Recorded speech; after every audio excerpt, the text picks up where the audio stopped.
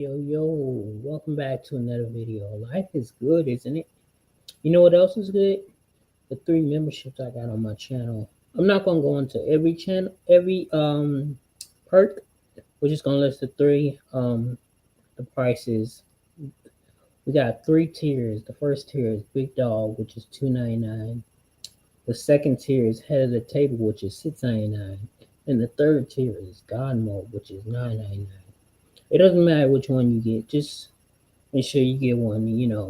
We're moving up in the world and help your boy help you. Um, Thank you.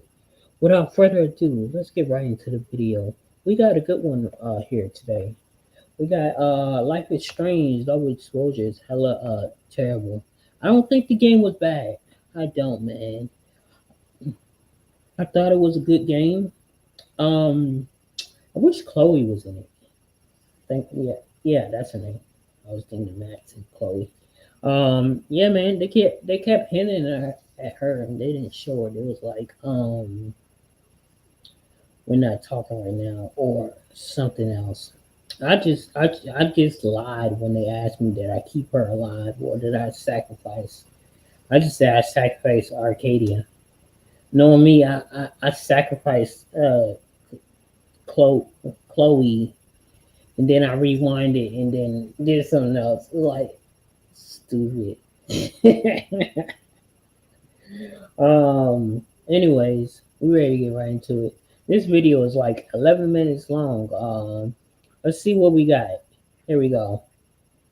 I just finished Life is Strange Double Exposure. I spent all day playing it. I've had about an hour of sleep, and I wrote all this on the spot. So forgive me if it's a little rushed.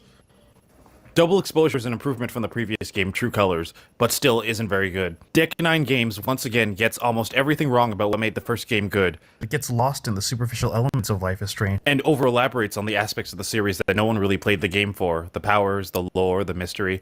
Deck 9 really thinks people play these games for the bisexual murder mystery.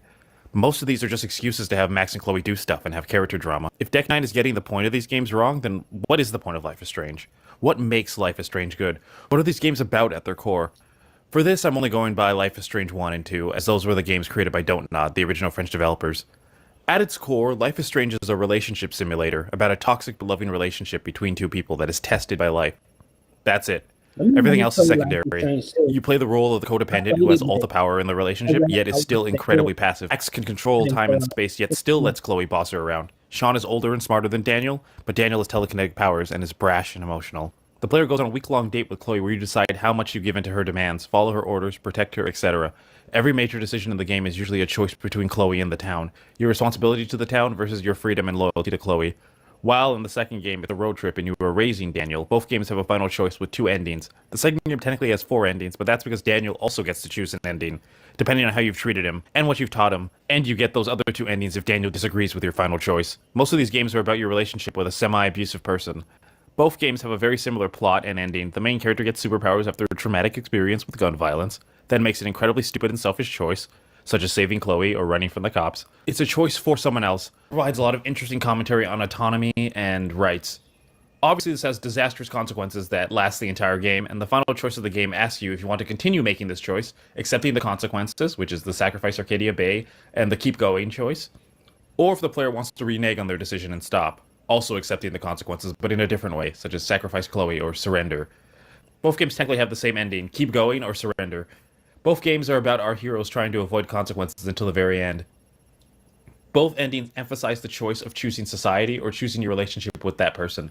The finale of Life is Strange is interesting to me because it's one long cosmic lesbian breakup, and the game asks, do you break up with Chloe or do you try again with this toxic relationship? That is what Life is Strange is about. Not hipster music, not vibes, not mysteries. It's about a relationship between 2 people that's tested by life.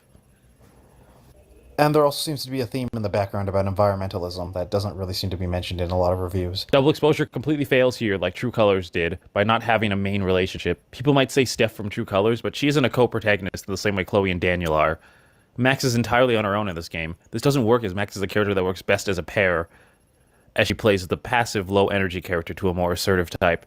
This game feels remarkably shorter and emptier than the first game. The only location is the school campus, and there is such a low amount of named characters, and it's very distracting. One improvement over True Colors is that a lot of the cast are assholes again, which tie in nicely to the themes of the first game. It makes the characters more dynamic and less boring. Something I find kind of unique is that so many characters in this game seem to specifically be bi or have some sort of fluid sexuality.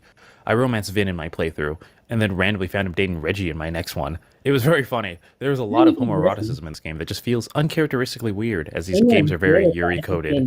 The game also makes the same mistake True Colors made by taking place in a clean, sanitized, liberal utopia, despite the fact that the Life is Strange world is a crapsack hellhole full of drugs, violence, racism, rape, and murder, where people like Frank Jefferson and the Prescotts run wild. This game does a better job than True Colors at having more dramatic topics and has a lot more edge, but it's still not enough, and definitely doesn't compare to the first game. It treads similar topics, but then does them even weaker than the original. For example, Maya commits suicide before the game, off-screen, because Lucas plagiarized her work.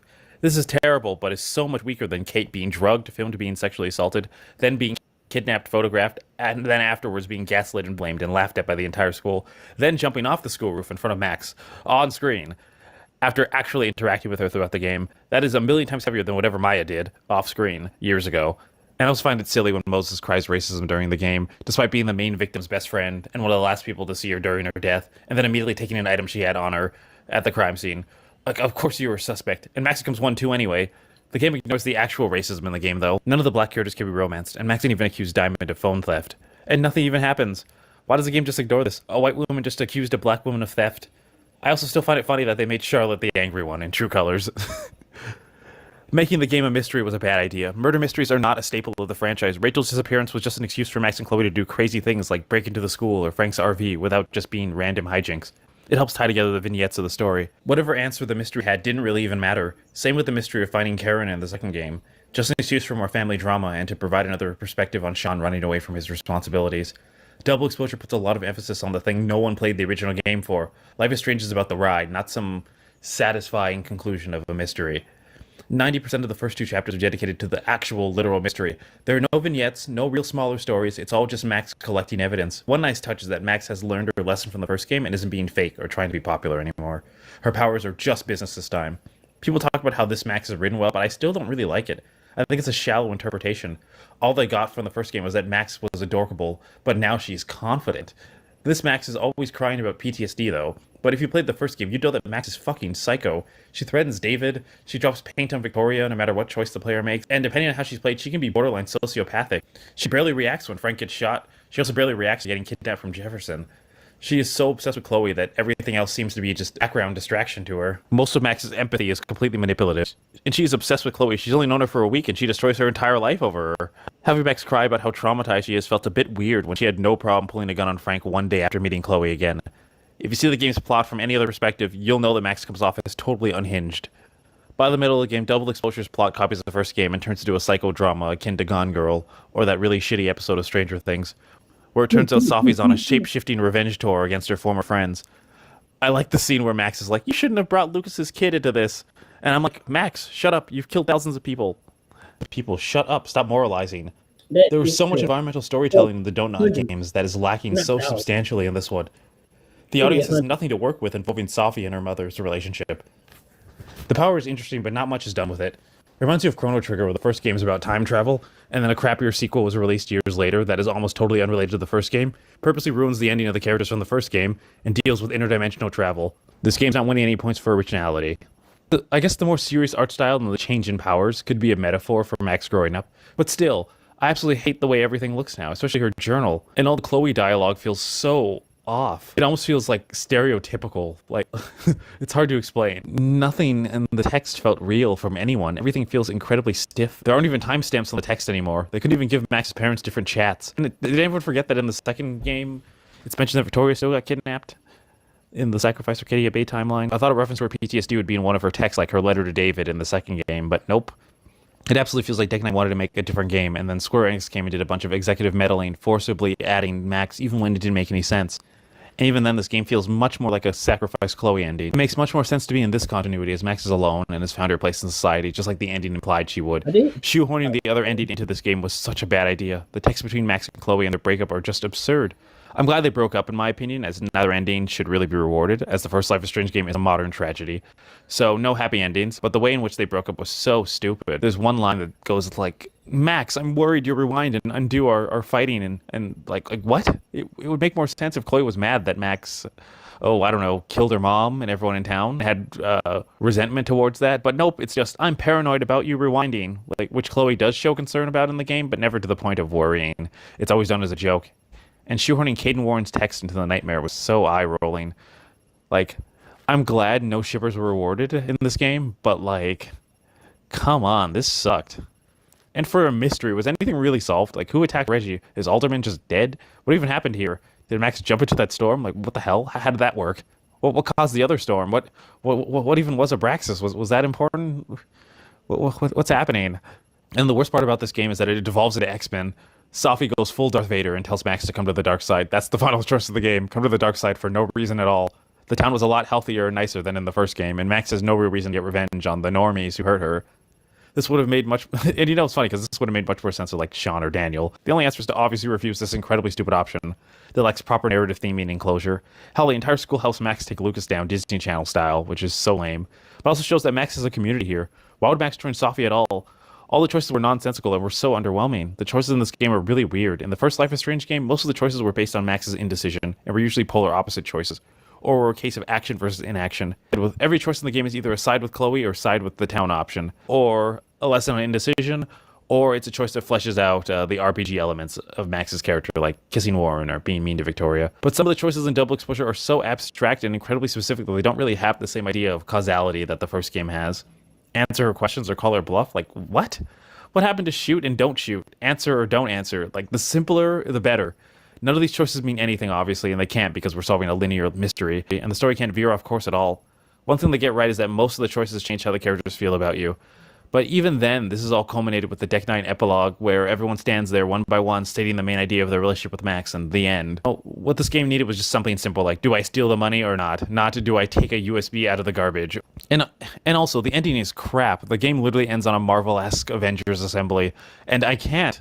Like, who thought this was a good idea? And everyone learns about the supernatural? Max acts like this is crazy, but Daniel was showing his powers to everyone in the second game, so I don't really understand the hype. But you're telling me that in 2024, no one was able to film this event? The Nightmare was my favorite part of the first game, and I found this one to be so boring. It doesn't even make any thematic sense. I didn't completely hate the plot. The idea of Max moving on from her past was really nice, and it was actually refreshing to not see a bunch of references to the first game. Max was having her Majora's Mask side story, and it was pretty neat for what it was. The game pretty much gives her a happy ending where she doesn't have to sacrifice the town or a friend. It totally cheapens the end of the first game, but if you take the story as a more standalone thing, it's a nice little ending for Max, allowing her to actually be a hero. This game does not even light a candle to the depths of the first game. I saw a review that gave it a 9, and I absolutely do not believe for a second that that was genuine. This game is absolutely a 4 or 5, and that's okay. The game misses the main point of Life is Strange, but it's not horrible. But it's absolutely, in no words, in no way, a 9. Yeah, you should still buy it. You should still play it, but just know that it is absolutely not a 9. So if Deck 9 is going to make a new Life is Strange... Let me see where he finishes. Pause. Game, please remember this. Make the game about a toxic relationship between two people where they love each other, but they are just so messed up. And second, bring back the old art style. More locations, like stop the sitcom crap where there's like a single bar where everyone hangs out. The first game had 2 whales, but even then, that wasn't as overused as the Black Lantern.